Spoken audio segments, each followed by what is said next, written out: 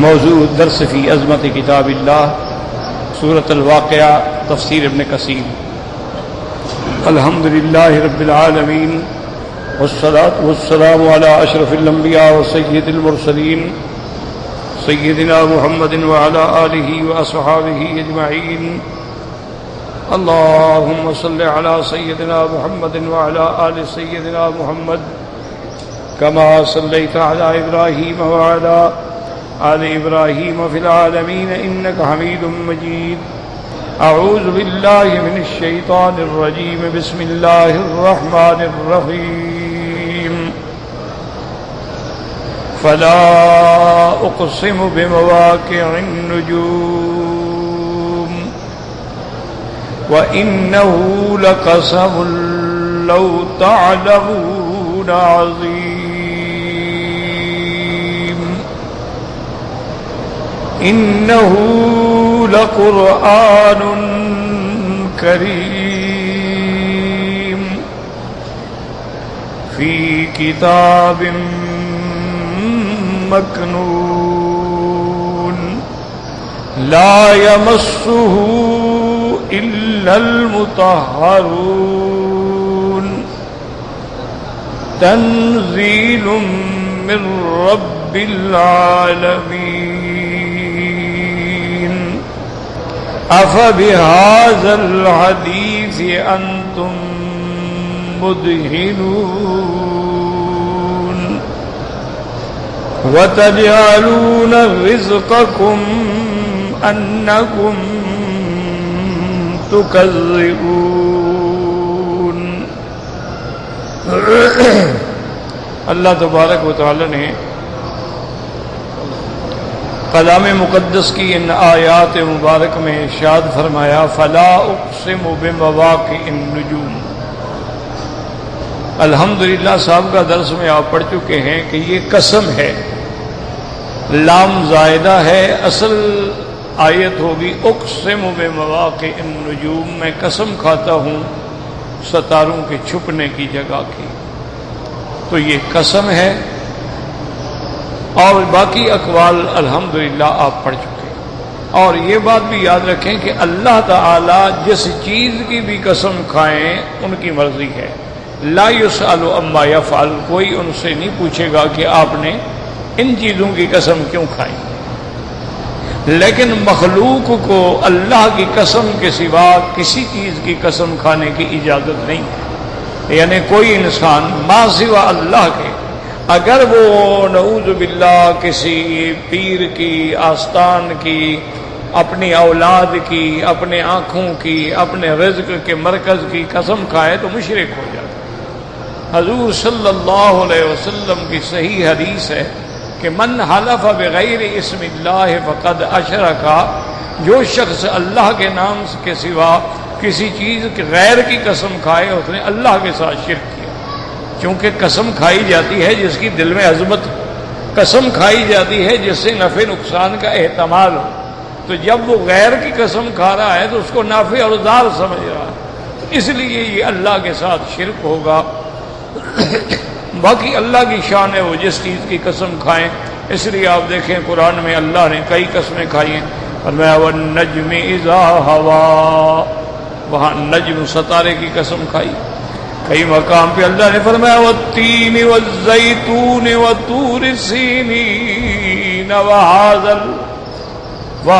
البلد الامین۔ اللہ نے طور کی قسم کھائی، اللہ نے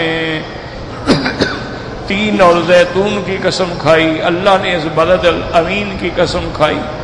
اسی طرح فرمایا والطور وکتاب مسطور، اللہ نے طور کی قسم کھائی۔ تو اللہ تو جس چیز کی قسم کھائیں وہ خالق ہیں، وہ مالک ہیں، اور ان سے کوئی نہ سوال ہوتا ہے اور ان کی مرضی ہے یہاں۔ اور یاد رکھو جہاں قسم ہوگی وہاں مقسم علیہ بھی ہوگا۔ قسم کھانے کے بعد یعنی جواب قسم کیا ہوگا، یعنی کیوں قسم کھائی، کیا بات کہنی تھی، یوں سمجھے یعنی۔ تو اللہ فرماتے ہیں فلا اقسم بمواقع النجوم، بعض نے کہا مشارق، بعض نے کہا مغارب، لیکن راجح قول یہ ہے کہ ستاروں کے چھپنے کی جگہ، قسم. اور آگے پھر اس کے بعد فرماتے ہیں وَإِنَّهُ لَقَسَمٌ لَوْ تَعْلَمُونَ عَظِيمٌ. یہ قسم جو ہے تم جانتے یہ بہت بڑی قسم ہے. یعنی لو تعلمون عظمتہ لعظمتموہ، اگر اس کی عظمت کو تم پہچانتے تو اس کی تعظیم کرتے. یہ بہت بڑی قسم. اور آگے مقسم کیا ہے؟ انہ لقرآن کریم. یہ ہے جواب قسم، یہ ہے مقسم علیہ کہ تحقیق قرآن جو ہے یہ عزت و عظمت والا ہے، قرآن کریم ہے. اب یاد رکھو کہ قرآن یا تو بمعنی مقروء ہوتا ہے یا معنی ما یقرأ بہ ہوتا ہے. اور قرآن کو قرآن کیوں کہا جاتا ہے کہ اللہ تبارک و تعالیٰ نے جبریل علیہ السلام پہ پڑھا، اور جبریل علیہ السلام نے حضرت محمد مصطفیٰ صلی اللہ علیہ وعلا آلہ واصحابہ وسلم تسلیما کثیرا کثیرا پہ پڑھا. اور اس کے بعد پھر ہم سرکار دو عالم نے صحابہ پہ، اور اسی طرح یہ الہ ابد الآباد یعنی قیامت تک پڑھا جائے گا. اس لیے اس کا نام جو ہے قرآن ہو. وَقُرْآنًا فَرَقْنَاهُ. اسی طرح إِنَّ هَذَا الْقُرْآنَ يَهْدِي لِلَّتِي هِيَ أَقْوَمُ. تو قرآن جو ہے اس لیے اس کو قرآن کیوں کہتے ہیں کہ قرآن اول سے لے کر آخر تک قیامت تک، حتیٰ کہ دنیا میں بھی اور آخرت میں بھی قرآن پڑھا جائے گا.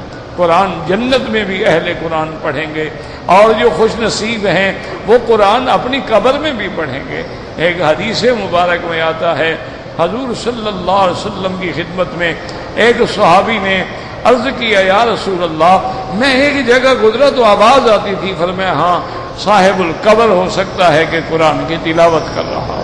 تو قرآن ایک ایسی عظیم الشان ہے، اور تلذذ کے لیے لذت کے لیے جنت میں بھی پڑھا جائے گا.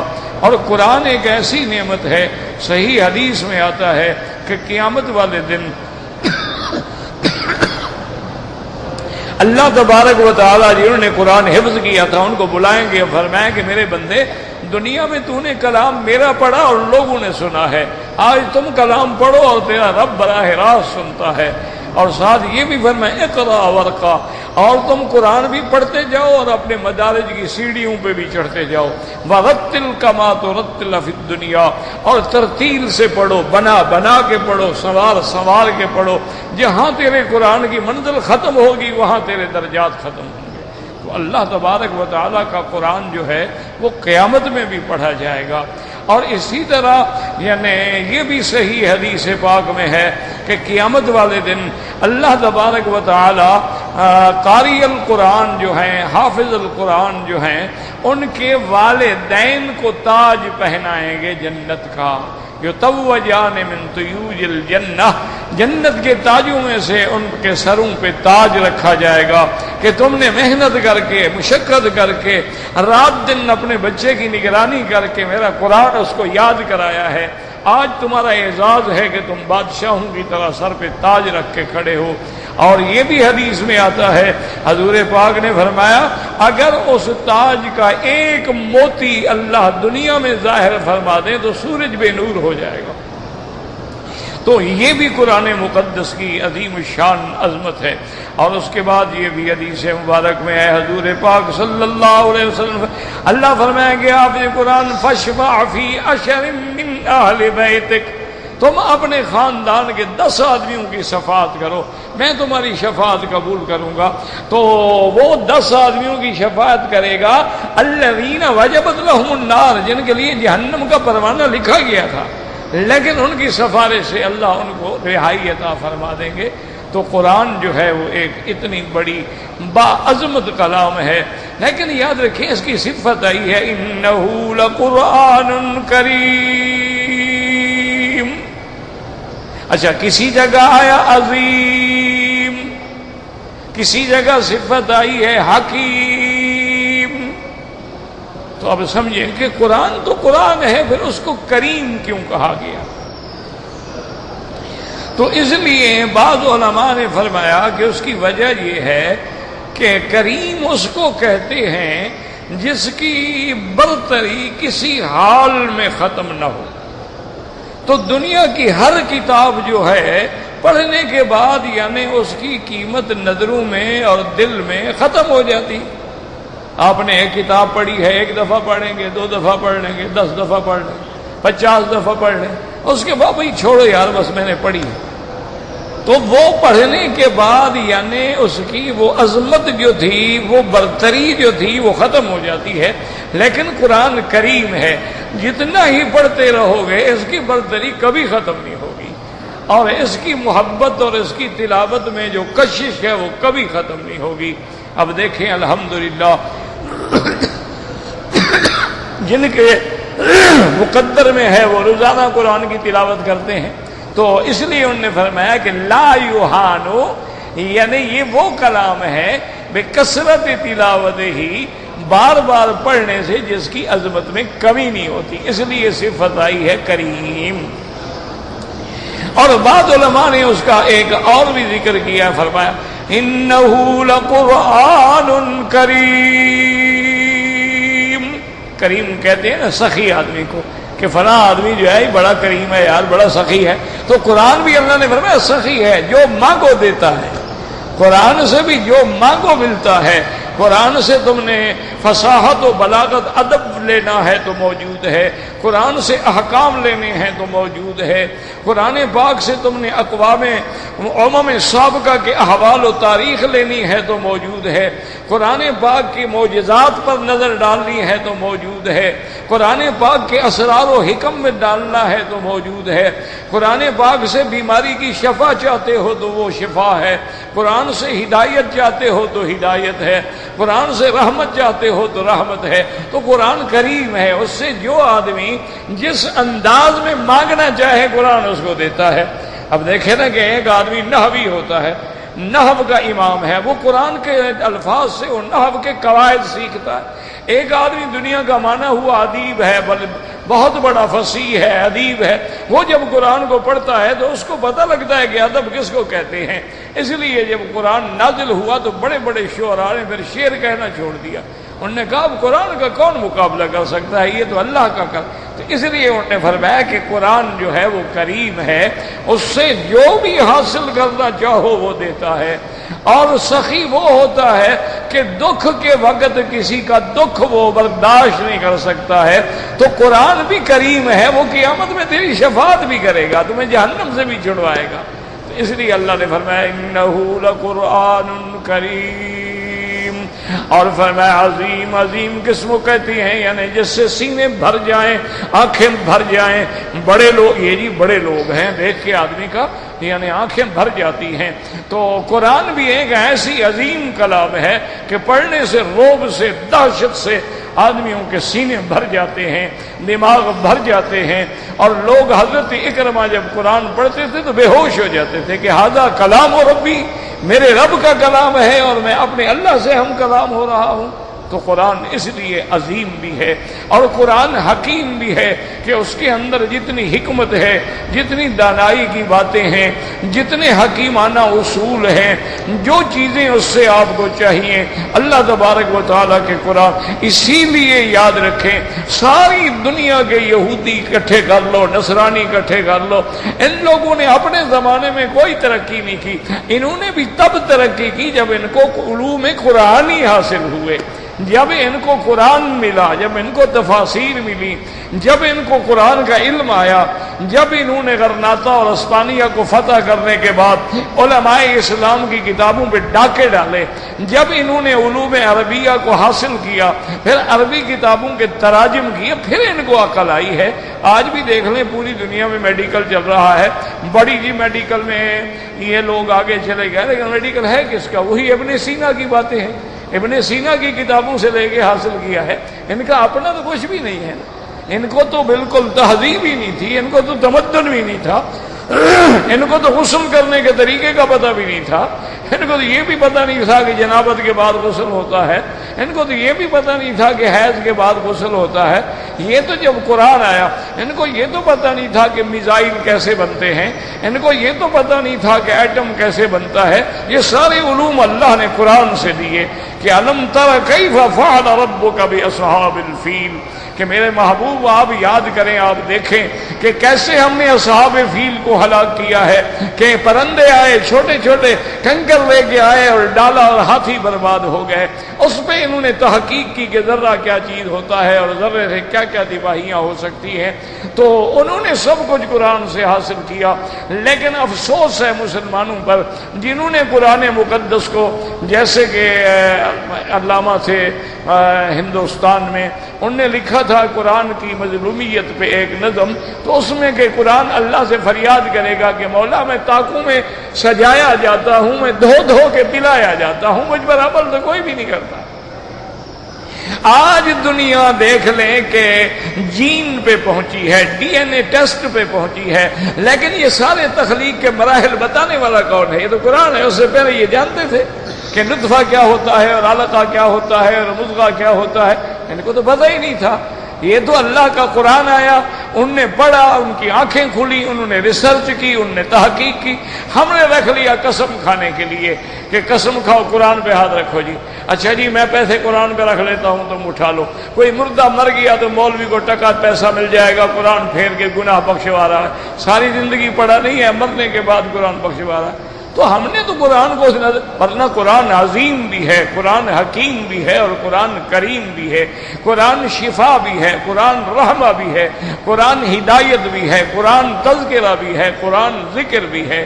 اللہ نے قرآن میں فرما دیا ہے ہدی و رحمتن، اللہ نے فرمایا وَنُنَزِّلُ مِنَ الْقُرْآنِ مَا هُوَ شِفَاءٌ وَهُدًى وَرَحْمَةٌ، اللہ نے فرمایا ہدی للمتقین، اللہ نے فرمایا یہدی للتی ہی اقوم۔ اور قرآن ایک ایسی کتاب ہے کہ جتنا پڑھتے جاؤ گے اس کے اندر اور زیادہ سے زیادہ ڈوبتے چلے جاؤ گے اور اس کو زیادہ سے زیادہ سمجھتے چلے جاؤ گے۔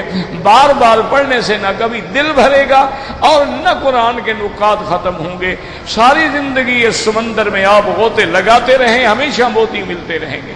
اسے فرمایا انہ لقرآن کریم، آگے فرماتے فی کتاب مکنون، فی کتاب، کتاب سے کیا مراد ہے یاد رکھ، فی کتاب مکنون، مکنون مانا محفوظ، مکنون مانا مستور، جیسے آپ سورۃ الرحمن میں پڑھ چکے کأنہن بیض مکنون، کہ جنت کی حوریں ایسی ہیں جیسے انڈے کو دیکھو کیسے اللہ نے حفاظت سے رکھا ہے، جب اس کا خول توڑتے ہو تو اندر سے کیسے، پھر جھلی ہٹاتے ہو کیسے سفیدی چمک رہی ہے، اس طرح اللہ نے ان کو بھی چھپا کے رکھا ہوا ہے۔ تو قرآن فی کتاب، ایسی کتاب میں مکنون مستور محفوظ، اس سے کیا مراد ہے؟ تو یاد رکھیں بعض علماء فرماتی ہیں کہ فی کتاب مکنون، اس سے مراد لوح محفوظ ہے۔ یاد رکھو اس سے مراد لوح، کیونکہ دوسری جگہ خود قرآن تفسیر بل ہوا قرآن مجید فی لوح محفوظ، قرآن بزرگی والا ہے اور لوح محفوظ کے اندر محفوظ ہے۔ اور یاد رکھو کہ یہ بھی سمجھ لیں کہ قرآن پاک حضور کے آنے کے بعد نہیں لکھا گیا، یاد رکھو ابھی جب یہ کائنات پیدا ہی نہیں ہوئی تھی، 2000 سال پہلے سب سے اول اللہ نے قلم پیدا کی، اول ما خلق اللہ القلم، یہ صحیح حدیث۔ پھر اللہ نے قلم کو حکم دیا کہ لکھو، اکتب، لکھو جو ہو گیا، جو ہوگا، جو آئندہ قیامت۔ حضور نے فرمایا وہ سب کچھ لکھ کے جفت الصحف، کہ اس کے بعد صحیفہ خشک ہو گئے اور قلم خشک ہو گیا اور اس سب کو لکھ کے محفوظ لوح محفوظ میں اللہ نے محفوظ کر دیا۔ تو یہ تو یعنی کہ دنیا کے پیدا ہونے سے بھی 2000 سال قبل لکھا گیا اور محفوظ ہو گیا۔ اور کمال یہ ہے، یاد رکھو، یہ کمال علم قدرت ہے، کیونکہ وہ عالم ما کان و ما یکون ہے، ما ہوا کائن الی یوم القیامہ۔ اللہ کو پتا ہے، اس کے علم میں تھا کہ سب سے آخری نبی محمد مصطفیٰ ہوں گے، اور اس پر جو میں کتاب اتاروں گا وہ یہ قرآن ہوگا، لیکن اس کے اندر جو کچھ اللہ چونکہ جانتے تھے اس لیے پہلے لکھ دیا۔ تو اور جب وہ فرشتوں کو ملتا ہے، پڑھتے ہیں تو فرشتے سبوح قدوس ربنا و رب الملائکۃ والروح، وہ اللہ کی تسبیح بیان کرتے ہیں کہ سبحانک یا رب، سبحانک لا علم لنا الا ما علمتنا، واقعی ہمیں تو کوئی علم ہی نہیں مگر وہ جو آپ نے ہمیں بتلایا ہے۔ تو اس لیے ہمیں تو بل هو قرآن مجید فی لوح محفوظ۔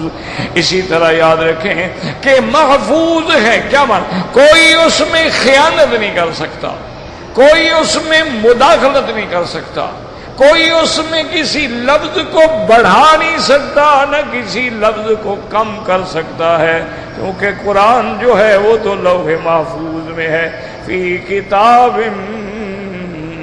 مکنون۔ اور وہاں بھی کس کی ڈیوٹی ہے؟ ملائکہ کی۔ اور ملائکہ کون ہے؟ عباد مکرمون۔ اور لانے والا فرشتہ کون ہے؟ اللہ تبارک و تعالی نے فرمایا لانے والا الروح الامین، جبریل ہے، امانت والا فرشتہ ہے۔ اور اسی طرح فرمایا انہ لقول رسول کریم ذی قوت عند ذی العرش مکین مطاع ثم امین۔ تو اللہ کے قرآن کی یاد رکھیں عظمت کہ وہ لوح محفوظ میں ہے، اور اللہ نے لوح محفوظ سے رمضان المبارک کے مہینے میں، اور بعض علماء فرماتے ہیں 27 کی رات میں اللہ نے لوح محفوظ سے پورا قرآن اتارا، کامل مکمل قرآن اتار کے آسمان دنیا پہ ایک مقام ہے جس کا نام بیت العزت ہے، اللہ نے وہاں اس کو محفوظ کر دیا۔ پھر بیت العزت سے حسب حکم خداوندی جتنا حکم ہوتا ہے کہ جبریل حاضر یا اللہ یہ 5 آیتیں لے کے جاؤ میرے نبی محمد مصطفیٰ کے پاس، اب یہ سورت لے کے جاؤ، تو ایک دفعہ اترا لوح محفوظ سے بیت العزت میں، اور بیت العزت سے اترا رحمت دو عالم سیدنا محمد مصطفیٰ صلی اللہ علیہ وعلا آلہ وصحابہ وسلم تسلیما کثیرا کثیرا۔ تو اس لیے علماء فرماتے ہیں کہ یاد رکھ لو کہ اللہ کی مخلوق انسانی میں سب سے اعلیٰ، سب سے افضل، سب سے عرفہ مقام جو ہے وہ حضرت محمد مصطفیٰ کا ہے، کیونکہ اللہ نے قرآن کو کہاں رکھا؟ لوح محفوظ میں، پھر قرآن کو کہاں رکھا؟ بیت العزت میں، اور پھر قرآن کو کہاں اتارا؟ نزل بہ الروح الامین علی قلبک لتکون من المنذرین۔ پھر جبریل نے اتارا حضرت محمد مصطفیٰ کے دل پر، یعنی کائنات میں اس سے افضل، اس سے اعلیٰ، اس سے محفوظ مقام ہی کوئی نہیں تھا نا حضور کے دل سے زیادہ، اس لیے اللہ نے حضور کے دل پہ قرآن کو اتارا، علی قلبک لتکون من المنذرین۔ یاد رکھیں تو یہ وہ قرآن ہے فی کتاب مکنون، اس سے کیا مراد ہوا؟ لوح محفوظ۔ محفوظ کا نا یعنی کوئی فرشتہ بھی نہیں دیکھ سکتا جب تک کہ اللہ تعالی حکم نہ دے، یاد رکھ لو۔ اور ہر چیز وہاں اس کتاب میں ہے جو لوح محفوظ میں، ولا رطب ولا یابس الا فی کتاب مبین، یعنی لوح محفوظ میں لکھا ہوا ہے کہ فلاں بچہ 2011 میں پیدا ہوگا، اور وہ سعید ہوگا یا شقی ہوگا، اس کی عمر کیا ہوگی، وہ جمیل ہوگا یا کب، سب لکھا ہوا۔ یہ تو ہمارا ایمان کمزور ہے نا، ہم پریشان ہوتے ہیں کیونکہ اللہ پہ ہمیں اتنا پورا ایمان نہیں ہوتا۔ اگر ایمان و من یؤمن باللہ یہد قلبہ، اللہ پر ایمان ہو تو دل کو ہدایت و سکون مل جائے کہ بھی جو لکھا ہے وہ تو کبھی ٹل ہی نہیں سکتا، وہ تو ہوگا ہی ہوگا۔ ساری دنیا زور لگا لے. تو اس لیے فرمایا کہ قرآن جو ہے وہ لوح محفوظ میں ہے، اسی کو کہا فی کتاب مکنون. بس اب بعض علماء یہ بھی کہتے ہیں کہ انہ لقرآن کریم فی کتاب، وہ کہتی ہیں کتاب سے مراد کیا ہے، یعنی فی کتاب من الکتب المنزلۃ، یعنی وہ بھی ایک کتاب میں ہے جیسے اللہ نے پہلے کتابیں اتاری ہیں، تورات اتاری ہے، انجیل اتارا ہے اور زبور اتاری ہے، صحائف ابراہیم اتارے ہیں، صحائف موسیٰ علیہ السلام اتارے ہیں، تو یہ بھی اللہ کی ان کتابوں کے اندر کتاب ہے. تو بعض علماء نے اس کا یہ ترجمہ بھی کیا ہے، انہ لقرآن کریم فی کتاب مکنون. اور یہ کیسا محفوظ ہے، جگہ کہاں ہے، لوح محفوظ، اور پھر محفوظ دنیا میں بھی محفوظ. کیسا محفوظ ہے کہ ساری دنیا زور لگا دے لیکن قرآن کا ایک حرف نہیں مٹا سکتی. اب دیکھو نا، کوئی دشمن کم تو نہیں ہے نا، ابھی انہوں نے نیا قرآن بنا دیا، ایک نیا قرآن چھاپا ہے نا انہوں نے. اچھا، اسی طرح قرآن میں رد و بدل کیا، جیسے بعض شیعہ حضرات نے بھی قرآن پاک میں رد و بدل کیا، تحریف معنوی بھی کی، تحریف لفظی بھی کی، یعنی ترجمہ بھی بدل ڈالا. جیسے ترجمہ مقبول پڑھے ہو، اپنے مرضی کی آیات کا ترجمہ کیا. اور کبھی کبھی تو یہ کیا نعوذ باللہ کہ یہ بھی عقیدہ بنایا کہ یہ قرآن جو اس وقت ہمارے پاس ہے یہ تو محفوظ نہیں ہے، یہ اصل قرآن جو ہے وہ تو امام غائب کے پاس ہے اور وہ غار میں لے کے بیٹھے ہوئے ہیں. نہ قرآن آیا ہدایت کے لیے، اچھا قرآن ہے جو غار میں لے کے امام صاحب چھپے ہوئے ہیں. اور لوگ تباہ ہو رہے ہیں، ان کو ہدایت کی ضرورت ہے کہ کتاب چھپانے کی ضرورت ہے. یعنی یہ تصور دیا، اس نے کتاب لکھی ہے انہوں نے باقاعدہ، فصل الخطاب فی تحریف کتاب رب الارباب، اس کتاب کا نام ہے. اس میں 2000 روایتیں نقل کی ہیں ائمہ معصومین سے، اور اللہ کی شان یہ ہے کہ 2000 کی 2000 گھڑنتو روایات ہیں، ایک بھی صحیح نہیں ہے. لطف یہ ہے کیونکہ یہ جھوٹی روایات بنانے کے بادشاہ ہیں. جھوٹی روایات بنانی ہو تو توبہ توبہ توبہ توبہ، یہ تو اس کے ایسے حافظ ہیں نا، ایک منٹ میں حدیث گھڑ دیں. تو یاد رکھیں ان کا اگر یہ عقیدہ ہو، اور قرآن یاد رکھو مسلمانوں کا عقیدہ کیا ہے کہ قرآن محفوظ ہے، میرے مدنی کے سینے میں محفوظ ہے، صحابہ کے سینے میں محفوظ ہے، قیامت تک حضور کی امت کے سینوں میں بھی محفوظ ہے. آج اگر دنیا میں قرآن کا ایک نسخہ بھی نہ ہو، ہمارے پاس چلتے پھرتے نسخے موجود ہیں جو الف سے لے کر والناس تک پڑھ سکتے ہیں. قرآن تو ہر حال میں محفوظ ہے، اس کی تو آج تک ایک زبر اور زیر میں تبدیلی نہیں ہو سکی ہے. تو اس لیے اللہ نے فرمایا کہ فی کتاب مکنون. اور آگے اللہ نے ایک اور اس کی شان بیان کی، انہ لقرآن کریم فی کتاب مکنون لا یمسہ الا المطہرون. یاد رکھو اس کے دو ترجمے، نہیں چھوتے اس کو مگر وہ جو پاک ہیں، یعنی فرشتے. فرشتے تو پاک ہیں نا، معصوم ہیں نا. اللہ کے فرشتے تو گناہوں سے بھی پاک ہیں، ہر قسم کی گندگی سے بھی پاک ہیں. اس لیے آپ دوسری جگہ بِأَيْدِي صَفَوَةٍ كِرَامٍ بَرَرَةٍ، وہاں بھی اللہ نے ان کی صفت بیان کی ہے. تو قرآن کو نہیں چھوتے مگر جو پاک ہیں. اس سے ائمہ فقہا نے مسئلہ نکالا کہ قرآن کو بغیر وضو چھونا جو ہے وہ منع ہے. وہ منع ہے کہ اللہ فرماتے ہیں کہ اس کو پاک لوگ چھوتے ہیں. تو جب پاک چھوتے ہیں تو مانا ناپاک نہیں چھوتے ہیں. اسی لیے یعنی حکم ہے کہ قرآن پاک کو بغیر وضو کے مس نہ کیا جائے. اور حدیث میں بھی ہے، حضور نے حضرت عمرو بن حازم کو لکھا تھا کہ لا یمس القرآن الا طاہر، قرآن کو کوئی نہ چھوئے مگر جب کہ وہ پاک ہو.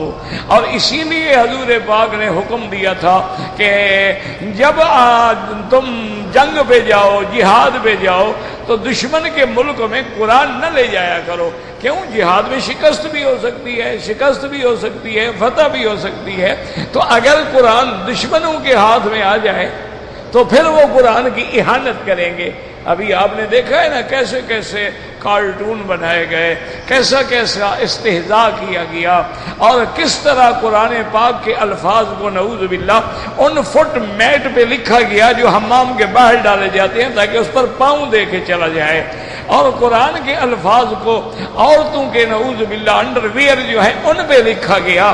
اسی طرح ان کے جو باڈی پہنتی ان پہ قرآن لکھا گیا تھا کہ قرآن کی اہانت ہو. تو اس لیے حکم ہے کہ ایسے مقام پہ قرآن نہ لے جاؤ جہاں تمہیں اندیشہ ہو کہ دشمن اس کی توہین کرے گا، تو وہاں قرآن لے ہی نہ جاؤ.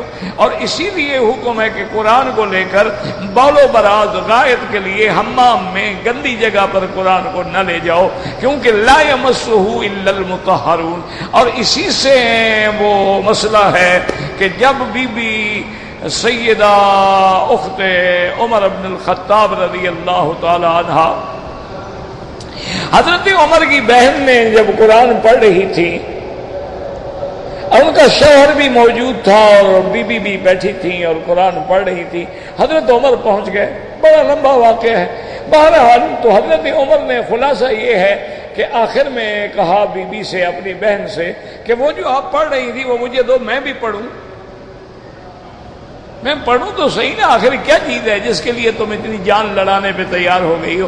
تو بی بی صاحبہ نے بھی یہی کہا کہ حضرت عمر تم اس اوراق کے قرآن کو ہاتھ نہیں لگا سکتے، تم مشرک ہو، پلید ہو، پہلے غسل کرو. تمہارے وضو کا کیا ہے؟ تم مشرک کیا وضو کریں گے؟ کافر انگریز وضو کرتے ہیں، نہ استنجا نہ وضو. وہ تو بس صبح ایک دفعہ نہا لیا بس کافی ہو گیا، فی امان اللہ. اس کے بعد سارا دن پیشاب کرتے رہے، کچھ کرتے رہے، پھر تو کوئی استنجا نہیں پانی سے، زیادہ سے زیادہ کاغذ استعمال کر لیا. تو حضرت عمر رضی اللہ تعالیٰ عنہ نے غسل کیا. تو اسی سے ائمہ فقہا نے مسئلہ اخذ کیا ہے کہ قرآن کو لا یمسہ الا المطہرون، قرآن کو نہ چھوئے مگر وہ لوگ جو پاک ہیں، یعنی وہ حدث اکبر سے بھی پاک ہوں اور حدث اصغر سے بھی پاک ہوں. حتیٰ کہ علماء نے لکھا ہے کپڑا لپیٹ کر بھی نہ اٹھاؤ. قرآن کا ایک ادب ہے، ایک مقام ہے، ایک عظمت ہے. اور اسی طرح ایک قول تو یہ ہو گیا کہ بھئی بغیر پاکی کے قرآن کو ہاتھ نہ لگائیں. ہاں یاد پڑھ سکتے ہو، کسی کو قرآن یاد ہے، وضو نہیں ہے، پڑھتا رہے، کوئی بات نہیں. تو لیکن یہ ہے کہ اچھا بعض علماء فرماتی ہیں دیکھ کے پڑھتا رہے لیکن ہاتھ نہ لگائے، چھوئے نہیں. اور دوسرا قول جو میں نے عرض کیا تھا نا وہ یہ ہے، بعض علماء اس کا ترجمہ یہ ہاتھ لگانے سے نہیں کرتے. وہ فرماتی انہ لقرآن کریم فی کتاب مکنون لا یمسہ الا المطہرون. وہ ترجمہ یہ کرتے ہیں کہ اس کے معنی کو سمجھ ہی نہیں سکتے، اس کے حکم کے قریب چھو کے بھی نہیں گزر سکتے جب تک کہ ان کا دل گناہوں سے پاک نہ ہو. انہوں نے یہ ترجمہ بھی کیا ہے کہ یہ قرآن کی شان ہے کہ اگر آدمی فاسق ہے، فاجر ہے، شرابی ہے، گناہگار ہے، اس پر قرآن کی حکمتیں نہیں کھل سکتی، اس پر قرآن کے اسرار نہیں کھل سکتے ہیں. قرآن انہی کو سمجھ آتا ہے جو ظاہر میں بھی پاک ہیں اور باطن میں بھی پاک ہیں، جو شرک سے بھی پاک ہیں اور کبائر الذنوب سے بھی پاک ہیں اور ہر قسم کی حدث اصغر اور حدث اکبر سے بھی پاک ہیں. ان کے سینوں کو اللہ قرآن کے لیے پھر کھول دیتے. جتنا آدمی گناہوں سے پاک ہوگا اتنا اللہ کے قرآن کو زیادہ سمجھنے والا ہو. علماء نے ایک قرآن کی ایک ایک آیت سے سینکڑوں مسائل استنباط کیے۔ حضرت امام شافعی رحمۃ اللہ علیہ فرماتے تھے کہ قرآن کی جو چھوٹی صورت ہے نا والعصر ان الانسان لفی خسر، وہ فرماتے اللہ سارا قرآن بھی نہ اتارتے، صرف یہی صورت اتار دیتے تو ہدایت کے لیے کافی تھی۔ کیوں؟ وہ سمجھنے والا تھا قرآن مقدس کے مقامات کا، وہ سمجھنے والا تھا قرآن پاک کے اسرار کا، وہ سمجھنے والا تھا قرآن پاک کی حکمت کا کہ قرآن کی حکمت اور قرآن کا انداز کیا ہے، قرآن کے اسرار کیا ہیں، ان کے حکم کیا ہیں، ان کے معنی کیا ہیں۔ تو اس لیے اللہ تبارک و تعالی نے حکم دیا کہ لا یمسہ الا المطہرون۔ انہوں نے کہا کہ قرآن کو وہ سمجھ نہیں پاتے جو پاک نہ ہوں، یعنی جیسے کوئی چیز کسی کے چھو کے نہ گزرے، وہ کہتے ہیں چھوڑو یار تم تو علم کے قریب ہی نہیں گزرے ہو نا، تم کیا دعویٰ کرتے ہو کہ میں عالم ہوں، تم تو علم کے پاس سے بھی نہیں گزرے۔ اسی لیے آپ دیکھیں کہ دنیا میں بڑے بڑے سکالر ہیں، بڑے بڑے ڈاکٹر ہیں، بڑے بڑے لوگ ہیں جنہوں نے پی ایچ ڈی کی ہے اور وہ دعویٰ کرتے ہیں اور انہوں نے قرآن کی تفسیریں بھی لکھی ہیں اور کتابیں بھی لکھی ہیں، لیکن یقین کریں کہ انہوں نے قرآن کی خدمت کرنے کے بجائے اتنا بڑا ظلم کیا ہے، اتنا بڑے جرائم کیے ہیں کہ لوگ قرآن سے بدزن ہو گئے۔ وجہ کیا تھی کہ وہ اندر وہ پاکی ہو، وہ مقام ہو، وہ چیز ہو تو قرآن سمجھ آئے۔ اب بڑے بڑے لوگ ہیں، کوئی رجم کا انکار کر بیٹھا، بڑے بڑے لوگ ہیں کوئی نماز کا انکار کر بیٹھا، بڑے بڑے لوگ ہیں کوئی رفع عیسیٰ علیہ السلام کا انکار کر بیٹھا، بڑے بڑے لوگ ہیں جو صحابہ کی محفوظیت کا انکار کر بیٹھے۔ تو اس کا تعلق جو ہے ہمیشہ یاد رکھو کہ جتنا تقوی زیادہ ہوگا، جتنا پرہیزگاری زیادہ ہوگی، جتنا عقل حلال ہوگا، جتنا صدق مقال ہوگا، پھر ان پاک زبانوں پہ جب پاک کلام آتا ہے، پاک دل میں اترتا ہے، اللہ کی رحمتیں آتی ہیں، پھر اللہ سینہ کھول دیتے ہیں۔ میں نے خود دیکھا اپنے والد صاحب رحمت اللہ علیہ کو، 90 سال سے عمر اوپر ہو گئی تھی، نظر کمزور ہو گئی، تو رات کو لے کے قرآن شریف کا ترجمہ دیکھتے تھے۔ حضرت شیخ الہند رحمۃ اللہ علیہ کا ترجمہ، جس کو پھر علامہ شبیر احمد عثمانی رحمۃ اللہ علیہ نے مکمل کیا، تفسیر عثمانی کے نام سے چھپا بھی، تو وہ اکثر دیکھتے رہتے تھے۔ تو میں عجیب سوچتا، طالب علم تھے، تو میں سوچتا ہے کمال ہے، بس ان لوگوں کو اپنے استادوں سے کوئی ایسی اندھی عقیدت ہو گئی ہے کہ ساری زندگی قرآن تفسیر حدیث پڑھاتے گزر گئی، ساری زندگی جنہوں نے کوئی ایسی تفسیر نہیں جو سبقن نہ پڑھائی ہو، جلالین پڑھائی، کشاف پڑھائی، بیضاوی پڑھائی، ابن کثیر پڑھائی، ابن جریر پڑھائی، کوئی تفسیر ایسی نہیں جو نہ پڑھائی ہو، پھر قرآن کا ترجمہ لے کے بیٹھے ہوتے ہیں۔ تو یہ بس یہی ہے کہ شاید ان لوگوں کو اپنے استادوں سے اندھی محبت تھی، اندھی عقیدت تھی، بس اس بات کو نہیں چھوڑتے، آنکھیں جواب دے گئی، نظر آدھا آتا ہے، آدھا لفظ نہیں آتا۔ تو ایک دن میں بے وقوفی کر کے کہہ بیٹھا، میں نے کہا حضرت مہربانی کریں، اب نظر بھی جواب دے گئی ہے، اور ابھی آپ نے کتنا، پھر تقریباً آپ نے 70 سال 60 سال کے قریب تو آپ نے قرآن کی تفسیر پڑھائی ہے، اور پوری دنیا میں آپ کے شاگرد ہوں گے، ابھی بھی آپ ترجمہ دیکھتے ہیں۔ تو مجھے کہنے لگے بے وقوف آدمی، قرآن پاک ایسا خزانہ ہے، یہ سمندر ہے، اس میں جتنی غواصی کرو، جتنا ہم مطالعہ کرتے ہیں، اللہ کی شان روز ایک نیا موتی مل جاتا ہے۔ تم تو قرآن کو سمجھتے نہیں، تمہیں کیا پتا قرآن کیا ہوتا ہے؟ انہوں نے کہا یہ تو بحر بے کنار ہے، یہ تو سمندر ہے، یہ اللہ کا کلام ہے، اس کی حد ہو سکتی ہے؟ اللہ کی کلام کی کوئی انتہا ہو سکتی ہے؟ اللہ کی کلام کا کوئی مقابلہ ہو سکتا ہے؟ انہوں نے فرمایا بیٹا تم، اور میں نے کہا چلو حضرت یہ بات تو میں مانتا ہوں واقعی قرآن، لیکن یہ کہاں لکھا ہے کہ اپنے استاد کا ترجمہ پڑھو؟ اتنی بڑی بڑی تفسیریں پڑھانے کے بعد صرف ترجمہ دیکھتے رہتے ہو؟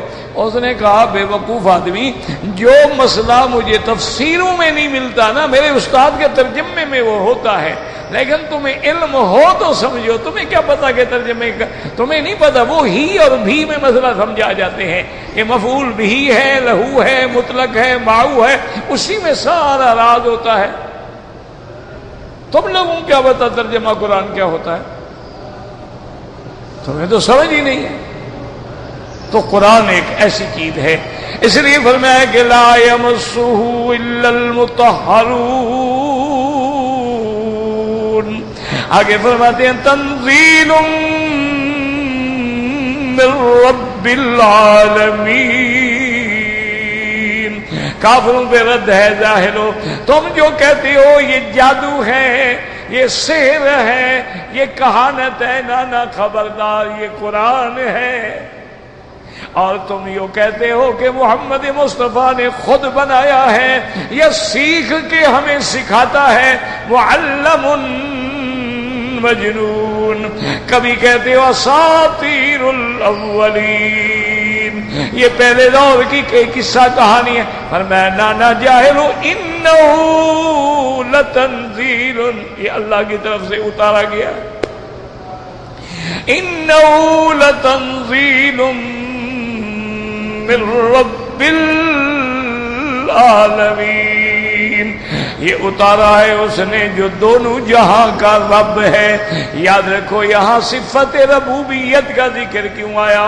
تاکہ لوگ سمجھ لیں کہ اے میرے بندو غور کرو، یہ قرآن اتارنا بھی تو میری رحمت ہے، کیونکہ میں تیرا رب ہوں، میں نے تجھے پیدا کیا ہے، میں نے تمہیں پالا ہے، میں نے تیری تربیت کی ہے، میں نے تمہیں جوان کیا ہے، میں نے تمہیں عقل دیا ہے، میں نے تمہیں فہم دی ہے، تو یہ بھی میری صفت ربوبیت ہے کہ تیری نجات کے لیے میں نے قرآن اتارا ہے، تاکہ تو جہنم کی آگ سے بچ جا، تو غلط راستے پہ چلنے سے بچ جا۔ اس لیے فرمایا تنزیل من رب العالمین، اور کہیں فرماتے ہیں تنزیل من حکیم حمید، اور کہیں فرماتے ہیں انا نحن نزلنا الذکر وانا له لحافظون۔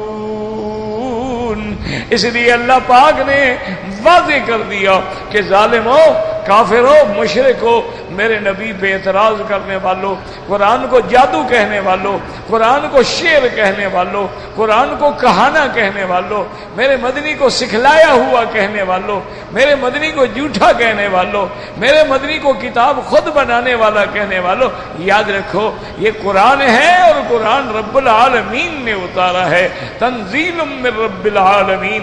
اگر تمہارے پاس ہمت ہے، تم نہیں مانتے ہو تو آؤ قرآن کا مقابلہ کرو، تم بھی ایک صورت بنا کے لے آؤ مقابلے پر۔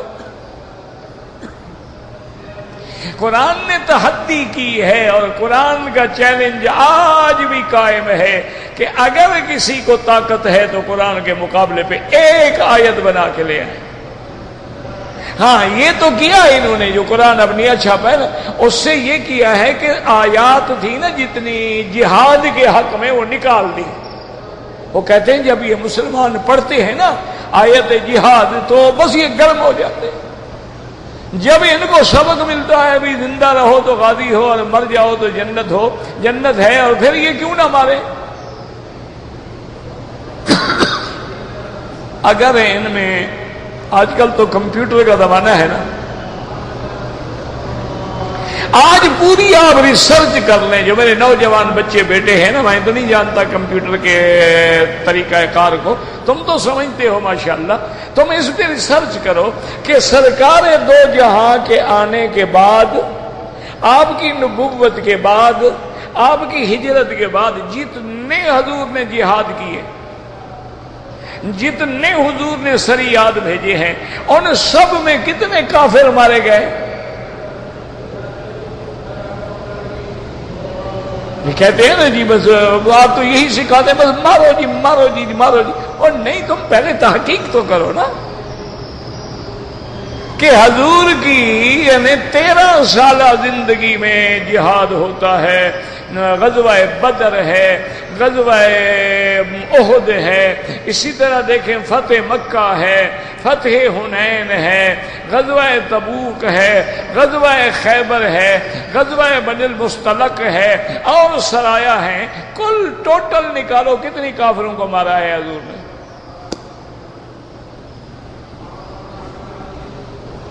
اور تم ذرا مہربانی کر کے صرف ایک ایٹم کی تباہی میں بھی بندے گن لو کہ تم نے کتنے مارے ہیں؟ تم نے جراثیم بنا کے لوگوں کے وائرس پھیلا کے کتنے مارے ہیں؟ تم نے دنیا کے اندر وائرس پیدا کر کے لوگوں کے فصلوں کو تباہ کر کے لوگوں کو بھوکا کر کے کتنا مارا ہے؟ تم نے منشیات کو، اگر کوئی پٹھان یا مسلمان بیچے اس کا تو پھانسی لٹکا دو، تم تو باقاعدہ اپنی فیکٹریوں میں اسی منشیات کو ڈھال کے ساری دنیا کو بیچ رہے ہو۔ تم یہ کوکین جو بناتے ہو، مارفین جو بناتے ہو، کیا ہے؟ مانا یہ ہے کہ ہمارے ہاتھ میں ہو، ہم مارے تو مارے، تم نہ مارو۔ تو ذرا تقابل تو کریں نا مہربانی کر کے۔ پرانے دور کی بات ہے، ملک فیصل مرحوم کے بارے میں آتے ہیں، میں نے پڑھا کہیں نہیں، یاد رکھنا، سنا ہے واقعہ کہ وہ ایک دفعہ یورپ میں تشریف لے گئے تو کسی نے اعتراض کیا کہ جی قرآن میں تو بڑی سخت سزا ہے، ہاتھ کاٹ دو، زانی کو پتھر مار مار کے مار دو، یہ تو بڑی وحشیانہ سزائیں ہیں اور یہ تو جنگل کا قانون ہے۔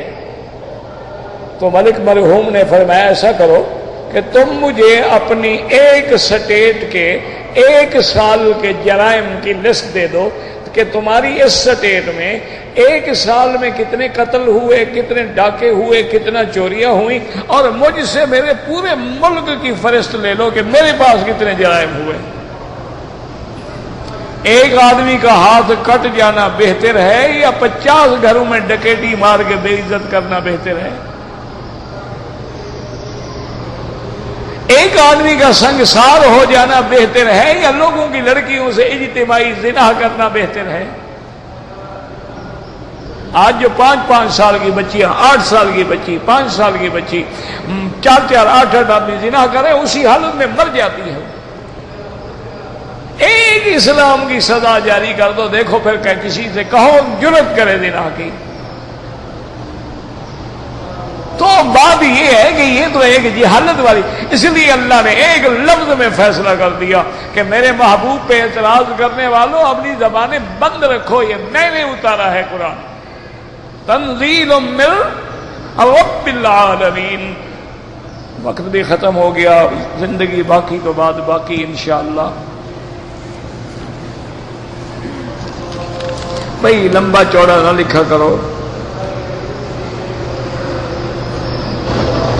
جو شہید ہو گئے ان کا بہت بڑا مقام ہے، لیکن یہ کوئی حدیث نہیں کہ وہ 60 لوگوں کی شفاعت کریں گے، یہ حدیث نہیں ہے۔ شہید کا اس سے بڑا مقام کیا ہوگا؟ اللہ کہتے ہیں ان کو مردہ بھی نہ کہو۔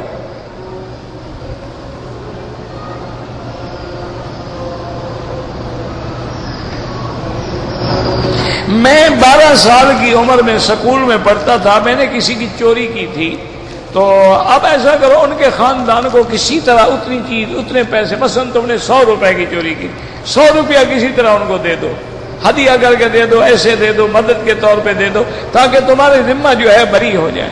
اگر ان کا کوئی وارث پتہ نہیں، ان جن کا نقصان کیا بس صدقہ کر دو، خیرات کا۔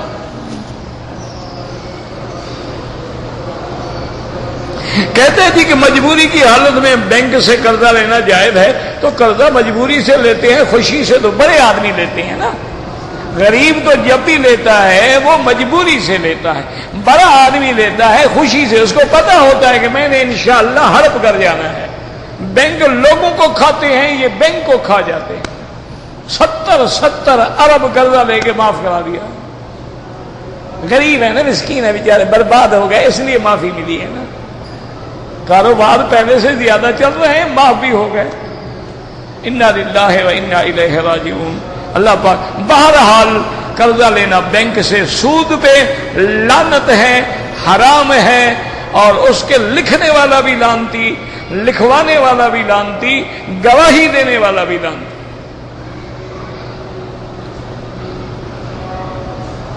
کہتے ہیں کہ 12ویں تاریخ کو میں نے دن کے 9 بجے کنکریاں ماری تھی۔ حنفی مسلک میں بھائی ایک بکری دم پڑ گئی، چونکہ 12 کو وقت زوال کے بعد شروع ہوتا ہے، یعنی 12 بجے کے بعد۔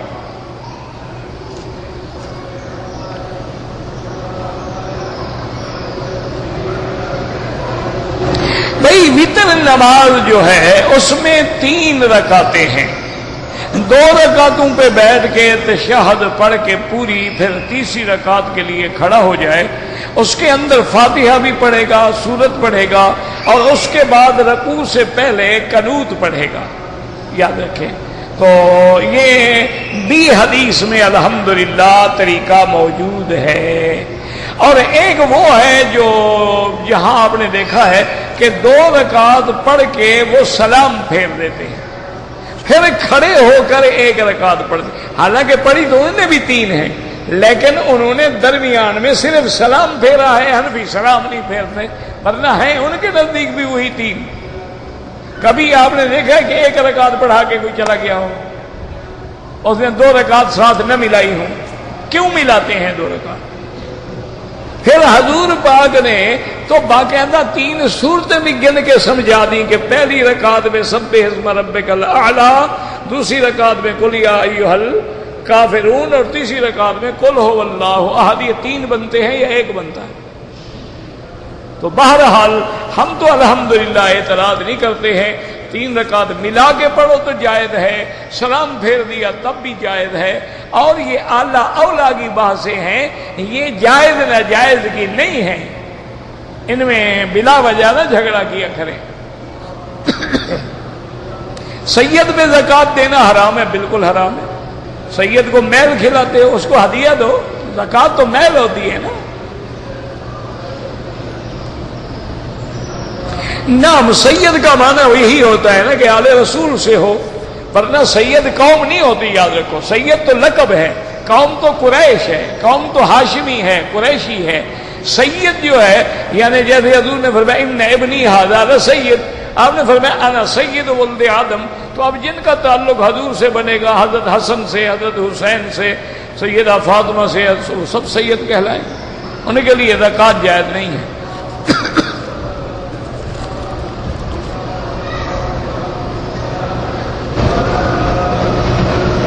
اگر آپ نے قسم کھائی ہے اور آپ نے صحیح کھائی، پھر کس بات کا کفارہ؟ صحیح کھائی ہے، ٹھیک ہے، بس۔ کفارہ تو تب ہوتا ہے کہ جب قسم کھا کے توڑا جائے، جھوٹی قسم کا بھی کفارہ نہیں ہوتا، وہ گناہ ہوتا ہے، توبہ کرو۔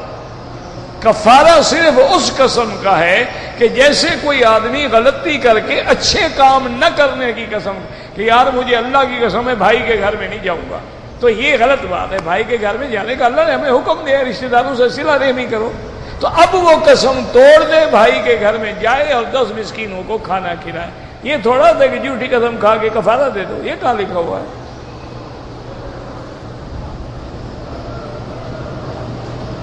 ایک آدمی نے جس سے نکاح کرنا تھا، نکاح سے بھی پہلے ماشاءاللہ نکاح کیا، ماشاءاللہ، انا للہ و انا، اب دونوں توبہ کرو اور آگے نکاح کرو، اللہ معاف کرے بس۔ اور ایسی باتیں پھر بتایا تو نہ کرو نا، جب اللہ نے پردہ ڈالا ہے تو چپ کرو، توبہ کرو، خدا کو راضی کرو۔ پتہ نہیں کون سی چیز ہے نکاح نہیں ہو سکتا، ایمان نہ ہو تو نکاح نہیں ہو سکتا، مسلمان نہ ہو نکاح کیسے ہوگا؟ فجر کے بعد اور سورج طلوع ہونے سے پہلے پھانسی کیوں دی ہے؟ جو دیتے ہیں ان سے جا کے پوچھو، مولوی مکی نے تو کسی کو پھانسی نہیں دی۔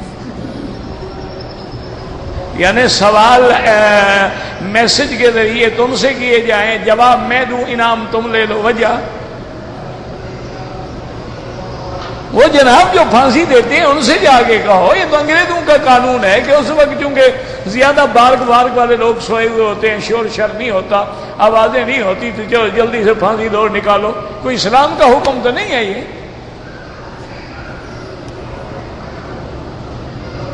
اگر عورت سے بچہ مر جائے تو اس پر دیت نہیں ہے. اگر عورت کی، یہ بھی وہی سوال ہے، عورت کی لاش ملے تو کیسے دیکھا جائے گا نا پیچھے بستی ہوئی مسلمانوں کی ہے یا ہندوؤں کی ہے؟ بھائی لاش کہاں سے آئی ہے؟ اس سابقہ سیاق سباق کو ہمیں دیکھنا ہوگا نا. اور پھر ہر عورتوں کی علامات ہوتی ہیں، ہندو کی بھی علامات ہیں، مسلمانوں کی بھی علامات ہیں. ان کے باقاعدہ کوئی تلک لگا ہوگا، بدن سے بدبو آ رہی ہوگی کفر کی. ہندو کو 1000 دفعہ غسل کراؤ پھر بھی بدبو آتی ہے.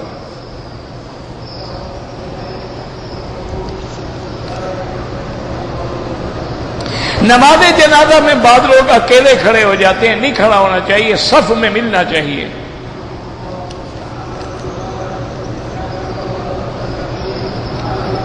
عمرے کی حالت میں خارج کرنے سے بال گر گئے، کچھ بھی نہیں ہوتا. کہتے جی کہ رفع یدین کے بغیر نماز ہو جاتی ہے، مجھے دلیل دیں. دلیل تو وہ دیں جو کرتے ہیں، ہم کیوں دیں؟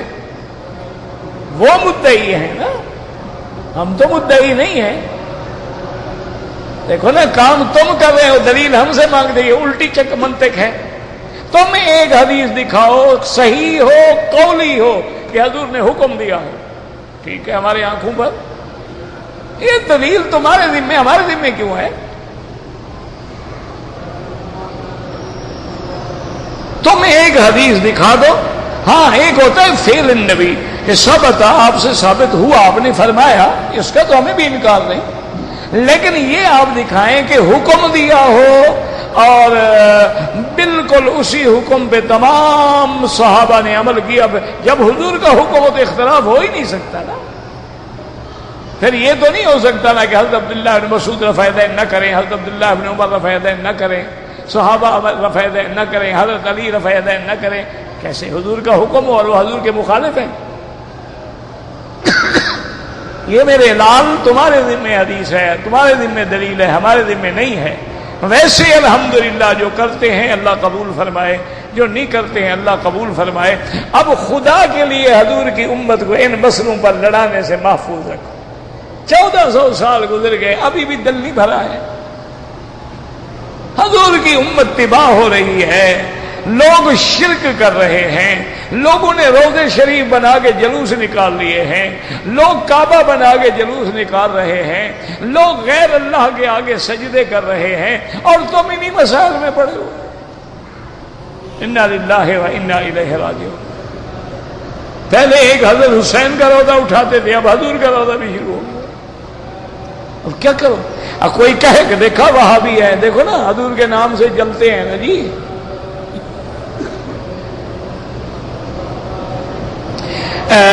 جو میں کام کرتا ہوں، سبیل کا گوشت جو ہے وہ فروخت کرنا. سبیل کا کیا مطلب؟ دم کا ہے، صدقے کا ہے، خیرہ. اگر کسی نے صدقہ کیا تمہیں دے دیا، اب تمہاری مرضی، کھاؤ، کسی کو دے دو، چاہ کے بیچ دو.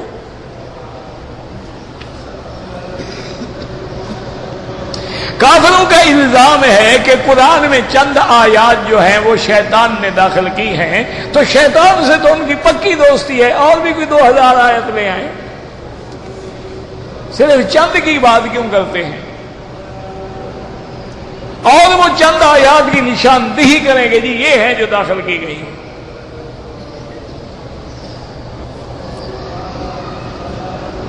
مجھے شک ہے کہ نظر لگ گئی ہے، تو جب تمہیں شک ہے تو میں کیا کروں؟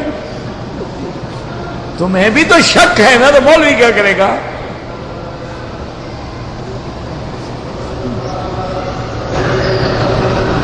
اسلام میں یہودیوں کو قتل کرنے کا حکم ہے، بالکل حکم ہے، اس میں کوئی شک نہیں. لیکن یہ منع تھوڑا ہے کہ تم خود اٹھ کے مارنا شروع کر دو. ایک نظام ہے، امیر ہوگا، حکم دے گا، جہاد ہوگا، اس کے مطابق عمل ہوگا. ہاں ایک وقت آئے گا جب عیسیٰ علیہ السلام آئیں گے تو پھر حکم عام ہوگا. حتیٰ کہ پتھر بھی کہیں گے تعال ورائی یہودی، ناؤ میرے پیچھے یہودی چھپا ہے، اس کو مارو.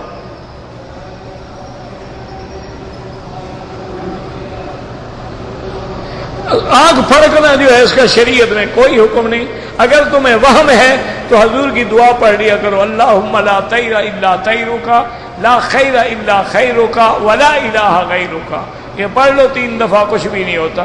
ویسے آنکھ پھڑ کے نہ پھڑ کے کچھ بھی نہیں ہوتا. جن کی آنکھیں نہیں ہیں پھر وہ کیا کریں گے غریب؟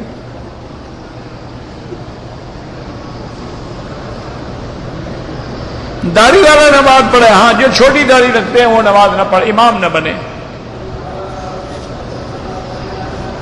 میرے بڑے بھائی ہسپتال میں ہیں، اللہ شفائے کاملہ عطا فرمائے، اللہ ہر بیمار کو شفائے کاملہ عطا فرمائے.